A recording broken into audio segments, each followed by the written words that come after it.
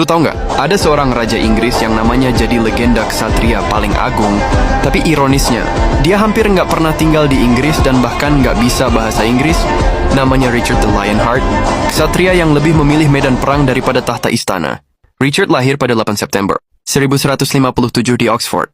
Sebagai putra ketiga Henry II, Raja Inggris, dan Eleanor of Aquitaine, perempuan paling kuat dan cerdas di Eropa abad ke-12. Masa kecilnya tidak dihabiskan di Inggris, melainkan di wilayah Aquitaine dan Prancis Selatan. Di sanalah ia tumbuh dengan bahasa Prancis dan Occitan, belajar puisi, musik, dan budaya ksatria. Ia hampir tidak bisa berbahasa Inggris seumur hidupnya. Sejak kecil Richard disiapkan bukan sebagai administrator, tetapi sebagai pemimpin perang. Ia dididik untuk memimpin pasukan, mengatur pengepungan, dan menegakkan kekuasaan dengan tangan besi. Sebagai remaja, Richard sudah memimpin operasi militer untuk menekan pemberontakan bangsawan di Aquitaine. Di usia muda, reputasinya sebagai prajurit berani dan komandan tegas mulai terbentuk. Namun hubungannya dengan ayahnya sangat buruk. Henry II curiga terhadap ambisi anak-anaknya sendiri, sementara Richard merasa diperalat. Konflik keluarga kerajaan ini berujung pada pemberontakan terbuka. Richard beberapa kali bersekutu dengan Raja Prancis Philip Tegura untuk melawan ayahnya sendiri.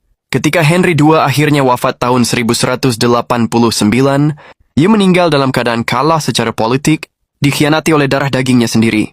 Richard naik takhta bukan sebagai penerus damai, tapi sebagai pemenang konflik keluarga paling brutal di Eropa. Begitu menjadi raja, Richard hampir tidak tertarik mengurus Inggris. Ia menjual jabatan tanah, bahkan hak administratif kerajaan demi mengumpulkan dana. Tujuannya satu, Perang Salib Ketiga. Ia melihat dirinya bukan sebagai raja nasional, tetapi sebagai ksatria Kristen agung. Inggris hanyalah sumber logistik dan uang. Puncak legendanya terjadi di Perang Salib Ketiga. Momen paling mustahil adalah pertempuran Jaffa tahun 1192. Bayangkan, Richard cuma punya sekitar 500 pasukan melawan 12.000 pasukan elit Sultan Saladin. Richard berdiri di garis depan, melompat ke air setinggi pinggang untuk menyerbu pantai, dan memimpin pertahanan yang bikin tentara Saladin terpukau. Hubungannya dengan Saladin menjadi salah satu rivalitas paling terkenal dalam sejarah.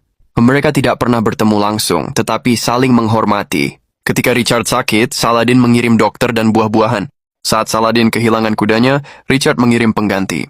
Ini bukan dongeng romantis, tapi bagian dari etika perang bangsawan abad pertengahan.